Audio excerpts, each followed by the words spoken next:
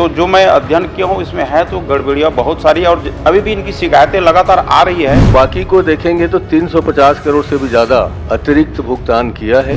मुझे कहने में कोई संकोच नहीं है कि दोनों तीनों दल जितने भी हो सकते हैं उसके नेता भी शामिल हो सकते हैं। कुछ डिप्टी कलेक्टर, अपर कलेक्टर, तहसीलदार, पटवारी निलंबित हुए हैं इसमें।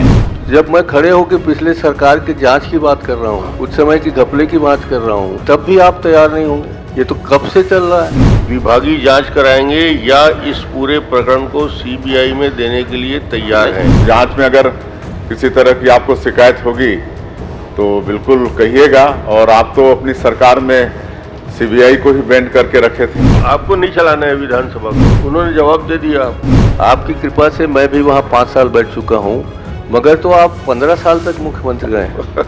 आपने अपने 15 सालों में कितने भ्रष्टाचारियों को कहाँ कहाँ डाला होगा। मुख्यमंत्री जी के व्यवहार से संतुष्ट नहीं हूँ, इसलिए मुझे हाई कोर्ट तक जाना पड़ेगा। पहली बार मध्य भारत का सबसे एडवांस 3 टेस्ला MRI। सारी स्कैनिंग 6 से 10 मिनट में हो जाती है, जहां आम MRI मशीन 45 से 1 घंटे लेती है। GT diagnostic, near Nehru Nagar square, Priyadarshini परिसर, भिलाई।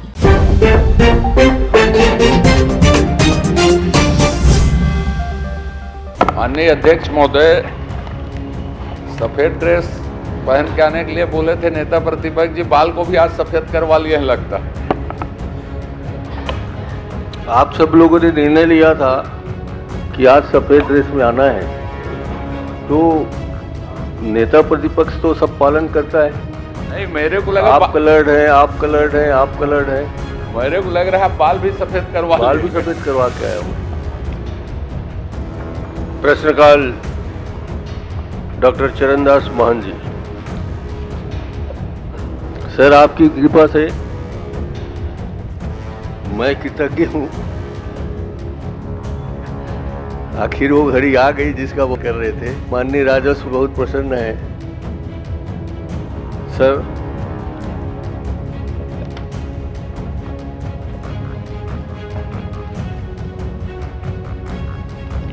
जो भू अर्जन का सवाल मैंने उठाया था भारतमाला का,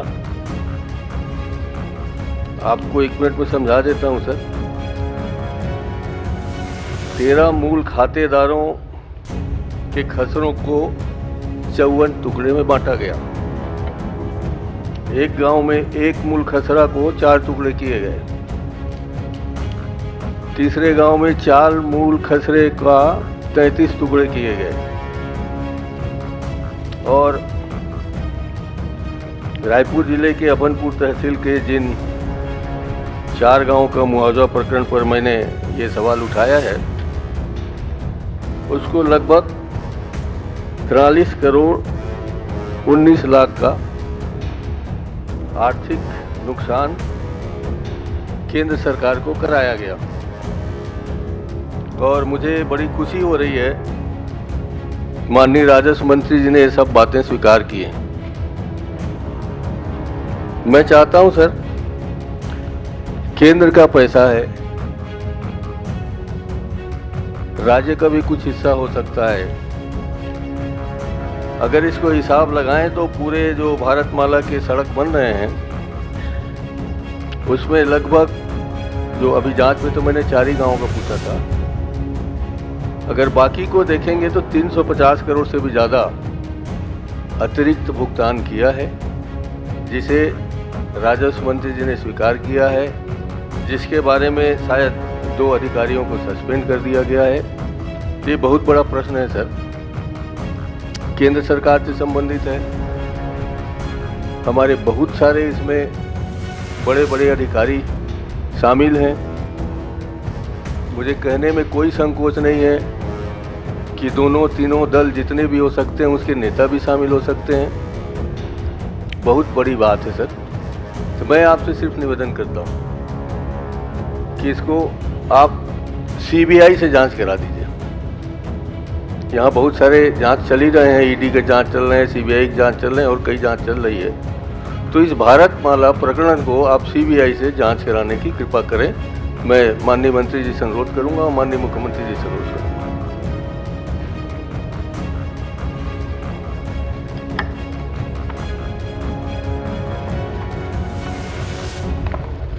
प्रश्न ही नहीं आया है, कुछ माननीय अनुरोध आया है, प्रश्न कहाँ आया है? अनुरोध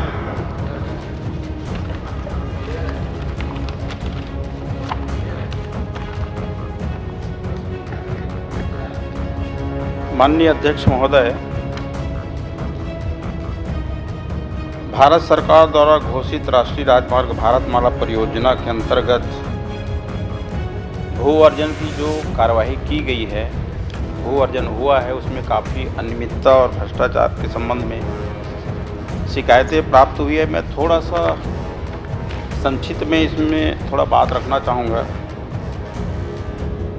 भारत सरकार द्वारा घोषित राष्ट्रीय राजमार्ग भारतमाला परियोजना के अंतर्गत रायपुर विशाखापट्टनम इकोनॉमिक कॉरिडोर के लिए भूमि अधिग्रहण प्रक्रिया प्रारंभिक अधिसूचना भारत सरकार द्वारा दिनांक 30/1/2020 को जारी की गई थी तथा दिनांक 18/3/2021 को अर्जन किए जाने का अवार्ड पारित किया गया।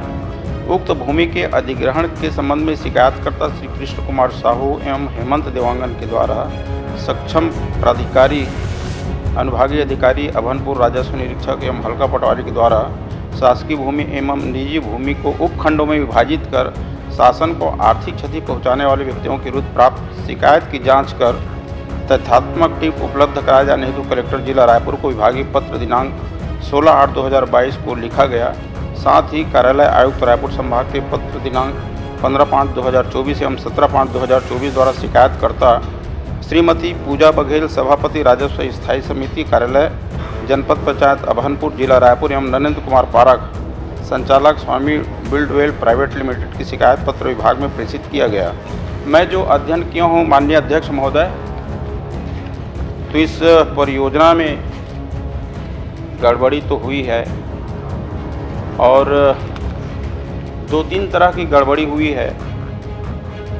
एक तो अधिसूचना जारी होने के बाद रकबे का टुकड़ा किया गया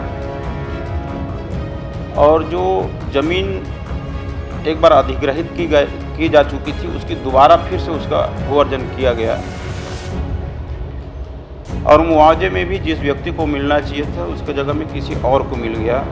और तीसरा जो ट्रस्ट की ज़मीन है वो ट्रस्ट को मिलना चाहिए चेक, वो ट्रस्ट को नहीं मिल करके ट्रस्ट के किसी निजी व्यक्ति को मिल गया। तो जो मैं अध्ययन किया हूँ इसमें है तो गड़बड़ियाँ बहुत सारी और अभी भी इनकी शिकायतें लगातार आ रही है और जो शिकायतें आ रही है उसके संबंध में कार्रवाई भी हो रही है। कुछ डिप्टी कलेक्टर, अपर कलेक्टर, तहसीलदार, पटवारी निलंबित हुए हैं इसमें। और ये जो बटांकन का खेल चला है, टुकड़े का खेल चला है, अभी पिछला विधानसभा सत्र में हमारे माननीय मुख्यमंत्री विष्णुदेव साय जी की सरकार ने इसी को रोकने के लिए, गड़बड़ी को रोकने के लिए एक अधिनियम पास किए हैं कि यदि किसी भी परियोजना का बात आती है, कोई आशय पत्र मिलता है तो तुरंत ही वहाँ पे रजिस्ट्री का नामांतरण, टुकड़ा करना, ये सारी प्रक्रिया बंद हो जाएगी। तो इसमें गड़बड़ी तो हुआ है माननीय अध्यक्ष महोदय और इसमें जांच भी चल रही है, कार्रवाई भी हो रही है।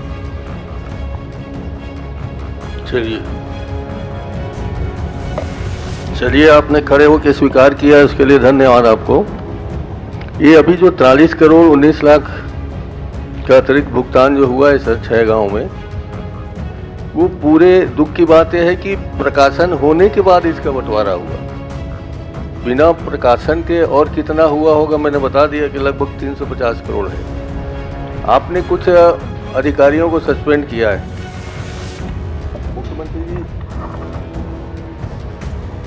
मुख्यमंत्री जी दिखाना चाहता हूँ, आपको भी दिखाना चाहता हूँ सर। ये एक प्रश्न का उत्तर है। जब इतनी गड़बड़ी का स्वीकार कर रहे हैं तो मैं सिर्फ 2 ही मांग रख रहा हूँ सर कि जिन जिन अधिकारियों ने ऐसा गड़बड़ किया है, जो मिल रहे हैं सौभाग्य से, उनके खिलाफ FIR दर्ज करके इनको जेल रवाना कर दें। और दूसरा मेरा मांग अभी भी है कि प्रकरण छोटा मोटा नहीं सर, भारत सरकार का मामला है, भारतमाला का मामला है। आपके पुराने, हमारे पुराने प्रधानमंत्री जी के सपने हैं, अभी विष्णुदेव साय जी के सपने हैं। तो इसके लिए आप CBI से जांच कराना स्वीकार कर लीजिए, जांच भी हो जाएगा आने वाले लोग सतर्क हो जाएंगे और ये नामांतरण का और बंटवारे का काम बंद हो जाएगा। तो मेरा आपसे यही निवेदन है, मुख्यमंत्री जी हैं सौभाग्य से, सीबीआई की जांच को स्वीकार कर लें, मैं आपसे अनुरोध करता हूँ। बोलिए मंत्री जी। माननीय अध्यक्ष महोदय, जैसे जैसे शिकायतें प्राप्त हो रही है उन पे हम कार्रवाई कर रहे हैं और इस गड़बड़ी को रोकने के लिए हमारे माननीय मुख्यमंत्री जी ने, हमारी सरकार ने पिछले विधानसभा सत्र में विधेयक पारित किए हैं और जो भी इसमें दोषी पाए जाएंगे अधिकारी उन पे कार्रवाई होगी। और आप देख रहे हैं बड़े बड़े अधिकारी को निलंबित किया जा रहा है और जितने प्रकरण आएंगे, जितने शिकायत आएंगी उसकी सूक्ष्मता से जांच करवाएंगे। मैं तो कह रहा हूँ निलंबन के बजाय इनके विरुद्ध FIR दर्ज किया जाए। इसमें दिक्कत किस बात की है? हम भी सर राजनीति में 45 साल से हैं, आप भी हैं सर, मुख्यमंत्री जी भी हैं और सभी हमारे मंत्रीगण, पूर्व मंत्रीगण सब जानते हैं। यहाँ जाल ऐसा है, माया जाल कहिए चाहे अधिकारियों का जाल कहिए, कहीं ना कहीं से वो जाल को काट के फिर वो निलंबित आदमी फिर आके काम करने लगता है। आप लोग अभी अभी कई प्रकरणों में देखे होंगे, सस्पेंड हो गया, फिर बहाल हो गया, फिर आने के बाद वही कुतर रहा है पुराने हमारे शरीर को, ज़मीन को, कपड़ों को तार तार करके चला जा रहा है। और हम लोग अगर सचेत नहीं हुए तो लोकतंत्र में अच्छा ये उदाहरण नहीं जाएगा। इसलिए मैं कह रहा हूँ, बड़ी शांति से पूछ रहा हूँ माननीय राजस्व मंत्री जी, बहुत शांति से मैं प्रश्न कर रहा हूँ और हाथ जोड़ के इधर दोनों तरफ निवेदन कर रहा हूँ अध्यक्ष जी से, मुख्यमंत्री जी से, कि मेरा आप ये जांच स्वीकार कर लें। केंद्र सरकार का पैसा है, नरेंद्र मोदी जी का पैसा है, कह लीजिए डबल इंजन सरकार का है, ट्रिपल इंजन सरकार का है, चारों इंजन सरकार का है, तो जांच कराने में क्या दिक्कत है? मैं तो सिर्फ सीबीआई की जांच मांग कर रहा हूँ।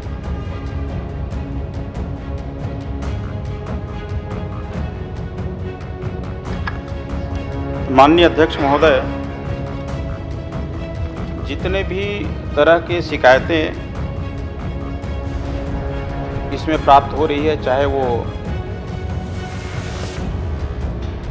दोबारा भू अर्जन की बात हो, चाहे खसरे को टुकड़े करने की बात हो, चाहे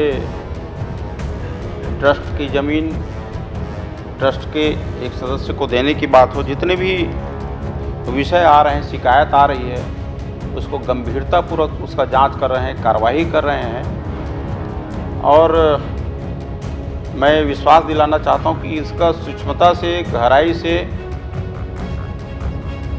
कमिश्नर से इनका हम जांच कराएंगे और किसी को, दोषी व्यक्ति को छोड़ेंगे नहीं। मेरा सवाल आपसे था अध्यक्ष महोदय और माननीय मुख्यमंत्री जी था।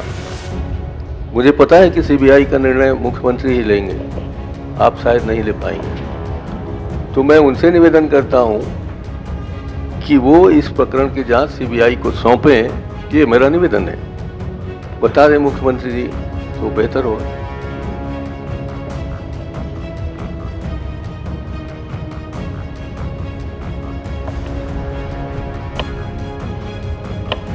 एक बात होती सर, ये मैं नहीं कह रहा हूं कि आपके ज़माने का है, आप ये मान सकते हैं ये पिछले सरकार के ज़माने में हुआ होगा। जब मैं खड़े होकर पिछले सरकार की जांच की बात कर रहा हूं, उस समय की घपले की बात कर रहा हूं, तब भी आप तैयार नहीं होंगे। आपका होता तो एक बार बचा लेते, ये तो कब से चल रहा है। थोड़ा गंभीरता सोचिए और मंत्री जी आप ही सिफारिश करिए कि सीबीआई की जांच हो। खुश है तो कोई खुशी मना ले, छोटा बड़ा केक मंगा ले, संगम में मिलता है बढ़िया केक, संगम में मिलता है बढ़िया केक। मंत्री जी कुछ कहना चाहेंगे? माननीय अध्यक्ष महोदय, माननीय नेता प्रतिपक्ष का शिकायत गंभीर है और उस गंभीरता को लेते हुए हमने इसमें जांच शुरू किया है, दोषी अधिकारी के विरुद्ध कार्रवाई भी किया है और मैं विश्वास दिला रहा हूं कि हम जितनी शिकायतें आ रही एक एक करके उन शिकायतों का हम जांच करेंगे और जो दोषी होगा उसको बख्शा नहीं जाएगा, उनके ऊपर कार्रवाई होगी। ये गंभीर विषय है, इससे राज्य शासन को भी हानि हुई। नहीं, माननीय का प्रश्न एक ही है, एक बिंदु पे अटका हुआ है। विभागीय जांच कराएंगे या इस पूरे प्रकरण को सीबीआई में देने के लिए तैयार हैं? संभाग हाँ नहीं में जवाब दे दीजिए तो आगे बढ़ें। संभागीय आयुक्त से इनकी जांच कराएंगे माननीय अध्यक्ष महोदय, सीबीआई की जरूरत। ठीक है, प्रश्न जवाब आ गया। नहीं सर, मेरा जवाब नहीं आया है। चूंकि मुख्यमंत्री जी यहाँ विराजमान हैं, मैं इनसे एक बार और अनुरोध करना चाहता हूँ कि इसको संज्ञान में लेकर स्वयं सीबीआई की जांच वो घोषित करें, ये मैं निवेदन करता हूँ। कुछ बोलना चाहेंगे? माननीय अध्यक्ष महोदय, हमारे राजस्व मंत्री जी ने बहुत अच्छा से जवाब दिया है और जांच में अगर किसी तरह की आपको शिकायत होगी तो बिल्कुल कहिएगा। और आप तो अपनी सरकार में सीबीआई को ही बैंड करके रखे थे। ये बिल्कुल सही बात है सर, आपने सही फरमाया कि हमने अपने कार्यकाल में सीबीआई को बैन रखा है। आपकी कृपा से फिर छत्तीसगढ़ का भाग्य जागा है, आपने सीबीआई को खोल दिया है। तो आपको पुरानी बात हमें याद नहीं रखनी चाहिए। मैं राज्य सरकार की एजेंसी जांच कर रहे हैं सर, और हम इस जांच से बिल्कुल संतुष्ट नहीं हैं। हमें पूरा विश्वास है कुछ दिन बाद वो निलंबित हो जाएगा।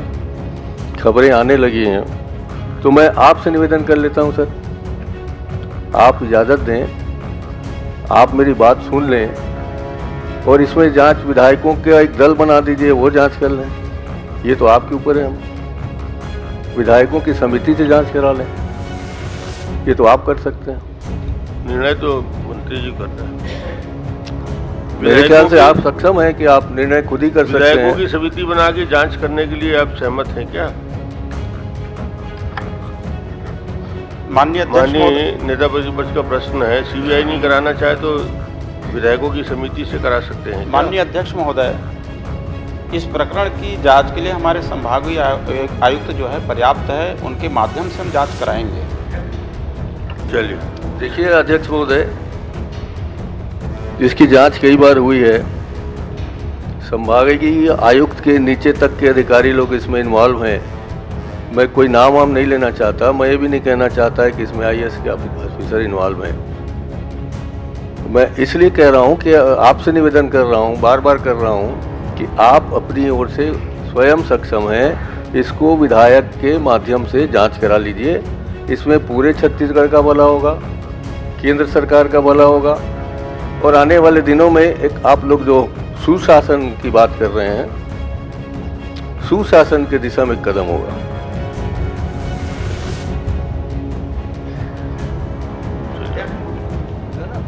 माननीय अध्यक्ष महोदय, मंत्री जी ने कहा कि शिकायतें आ रही हैं, उस पर जांच हो रही है, और जिस तरह से माननीय नेताजी ने कहा कि ये बृहद 300-350 करोड़ का मामला है, तो इसमें आप शिकायतों के आधार पर जांच कर रहे हैं कि इसमें बृहद जांच कराएंगे? किस तरह का जांच कर रहे हैं आप लोग?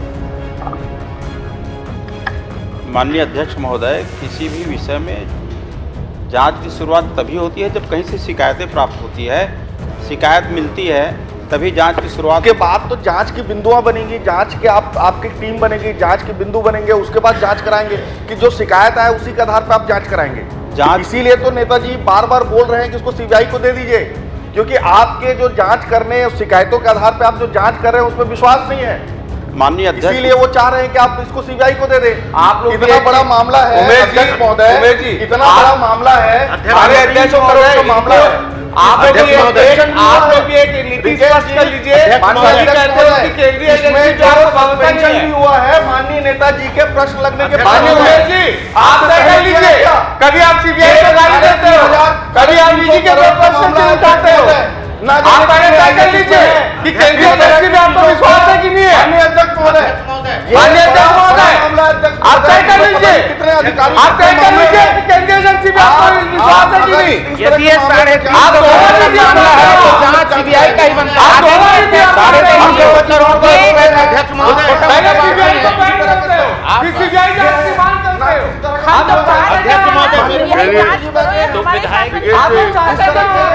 जी माननीय अध्यक्ष महोदय, ठीक है आप मुझे बता दीजिए कि बृहद जांच कर रहे हैं ये लोग कि उस शिकायतों के आधार पर जांच कर रहे हैं? अभी माननीय मंत्री जी ने दो बार उत्तर दिया। क्या 350 करोड़ का जो जिस बारे में बात कर रहे हैं माननीय नेताजी, उसमें शिकायतों के आधार पर जांच होगी कि एक बृहद जांच टीम बनेगी? अध्यक्ष महोदय, इसीलिए बार बार नेताजी मांग कर रहे हैं। सीबीआई जांच मत कीजिए, लेकिन विधायक दल के तो घोषणा कर दी। केंद्रीय एजेंसियों पर आपका विश्वास है कि मेरा प्रश्न बहुत पॉइंटेड है, उसका उत्तर देने दीजिए। या तो माननीय मंत्री जी आजकल आपको होगा जब सीबीआई पे भरोसा हो गया। अध्यक्ष महोदय, केंद्रीय एजेंसी पे भरोसा जताने लगे आजकल। मेरा पॉइंटेड प्रश्न है। गलीजी पे बयान दे रहे थे आप। अध्यक्ष केंद्रीय एजेंसियों पे आपका भरोसा है कि नहीं, पहले ये तय करें। आप तय कीजिए आप कि सीबीआई पे आपका भरोसा है कि नहीं। माननीय महोदय, मुझे पिछले 5 साल क्यों मैं करते आप यहाँ पे इस तरह की बात में मैं बहुत पॉइंटेड प्रश्न पूछा हूँ। अध्यक्ष महोदय, पॉइंटेड प्रश्न भी मेरा भी है, मेरा भी पॉइंटेड प्रश्न आप बताइए।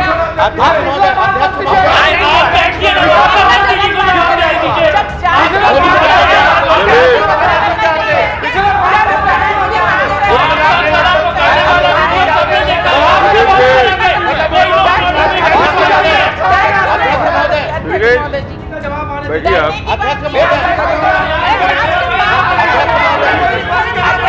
बैठिए बैठिए,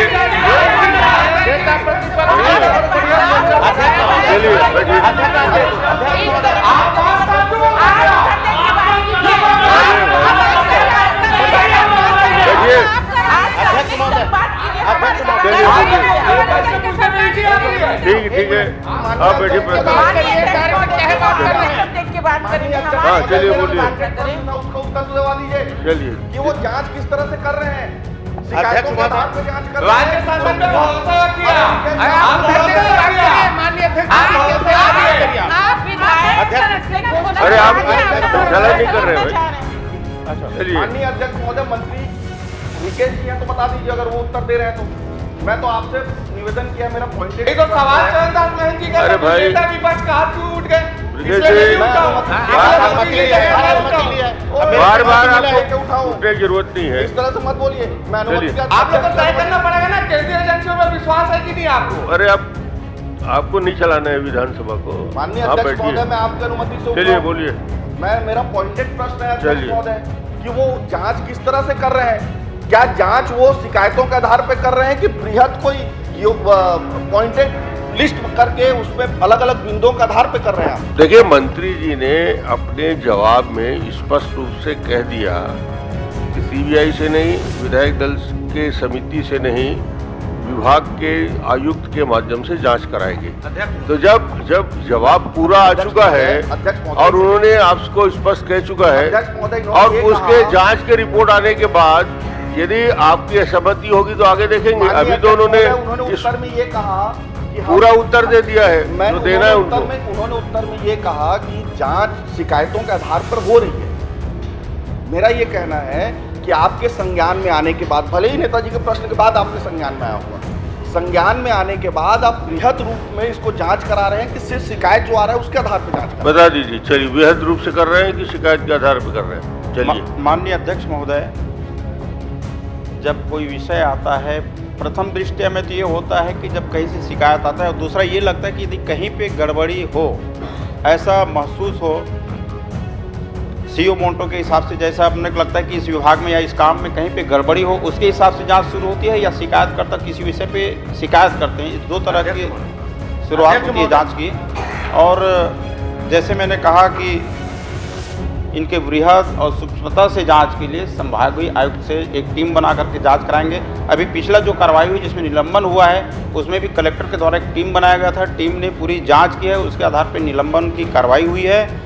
और हमारी सरकार जो है भ्रष्टाचार के प्रति जीरो टॉलरेंस रखती है और इसमें अधिकारी भी निलंबित हुए हैं। आने वाले अभी जो जांच में जो भी अधिकारी दोषी पाएंगे उसको बख्शा नहीं जाएगा, पूरी कार्रवाई होगी, ये मैं विश्वास दिलाता हूँ। अध्यक्ष महोदय, चलिए बोलिए। मेरा भी इसी से रिलेटेड प्रश्न है भारतमाला से, और आपका ही विधानसभा का है सभापति महोदय। वहाँ तो भूअर्जन की बात नहीं है, वहाँ तो डायवर्सन कर दिए गए। और डाइवर्सन करने के बाद इतना पैसा लोगों को बांटा गया है, हमारे सरकारी पैसा को, तो मैं सोचता हूं कि हमारे नेताजी ने जो मांग की है उस पर अमल होना चाहिए। आपका ही विधानसभा और टेढ़े सर की बात करता हूं, और करोड़ों रुपए डाइवर्सन करके पैसा को बांट दिया गया सभापति महोदय, और सिर्फ पटवारी भर को ही सस्पेंड किया गया सभापति। मैं चाहता हूं कि हमारे नेताजी के मांग को पूरा किया जाए। चलिए, उन्होंने जवाब दे दिया, तो आप चाहते हैं कि मैं उनके जवाब से संतुष्ट हो जाऊं? नहीं सर, सरकार का जवाब आ गया है और आपके प्रश्न मैं का तो संपूर्ण सरकार उत्तर के आ जवाब गया है। से संतुष्ट नहीं हूं, और मैं आपसे चाहता हूं सर कि आप हस्तक्षेप करें। आप हमारे सबके मालिक हैं यहाँ पर।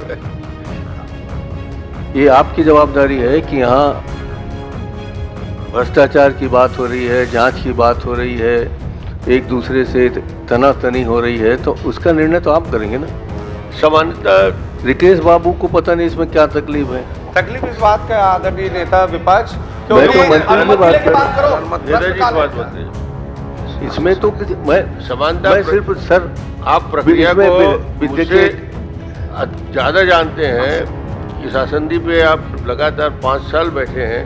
समानता विधायकों की समिति का गठन शासन के सहमति से ही होता है, आसंदी सीधे निर्णय नहीं लेती। ये आप, और उसका जवाब भी माननीय मंत्री जी ने कह दिया, हम ये जांच के लिए तैयार हैं। उस जांच की रिपोर्ट आने के बाद हम आगे बढ़ सकते हैं। आपको रिपोर्ट आ जाएगा और उसके बाद आप चाहेंगे तो फिर और दूसरी जांच के लिए आगे बढ़ जाएंगे। देखिए सर, मैं बड़ा निवेदन कर रहा हूँ आपसे, आपकी कृपा से मैं भी वहाँ 5 साल बैठ चुका हूँ, मगर तो आप 15 साल तक मुख्यमंत्री रहे हैं। आपने अपने 15 सालों में कितने भ्रष्टाचारियों को कहाँ डाला होगा, कहाँ भेजा होगा जेल में, मैं उस बात को यहाँ नहीं कहना चाहता, मगर सिर्फ ये चाहता हूँ कि यही निर्णय हो जाए। ये हमारा मंदिर है, आप राज्यपाल से भाषण दिलवा रहे हो कि ये तो लोकतंत्र का मंदिर है। उसी लोकतंत्र के मंदिर में मैं घंटी बजा रहा हूँ, आरती कर रहा हूँ, अगरबत्ती जला रहा हूँ। मुझे आप निर्णय दे दीजिए कि विधायकों का दल, विधायकों की समिति इसको जांच करेगी। ये मैं चाहता हूँ। यदि आप भी मुझे निराश करेंगे तो मैं मजबूरी में हाई कोर्ट जाऊंगा, और मैं इस प्रश्न के उत्तर से, विपक्ष के व्यवहार से, मुख्यमंत्री जी के व्यवहार से संतुष्ट नहीं हूं, इसलिए मुझे हाई कोर्ट तक जाना पड़ेगा। जा सकते हैं? नहीं, आपको कौन रोक सकता है? तो हम लोग चलिए बाहर चलिए। संतोषजनक उत्तर नहीं मिलने के कारण हम लोग विपक्ष से बहिर्गमन कर। स्पर्श multi speciality hospital full time विशेषज्ञों की देखरेख में पैथोलॉजी और डायग्नोस्टिक की बेस्ट इन क्लास सुविधा, साथ ही दे रहा है न्यूनतम दर पर हेल्थ पैकेज की सुविधा। स्पर्श मल्टी स्पेशलिटी हॉस्पिटल, एक एहसास अपनेपन का।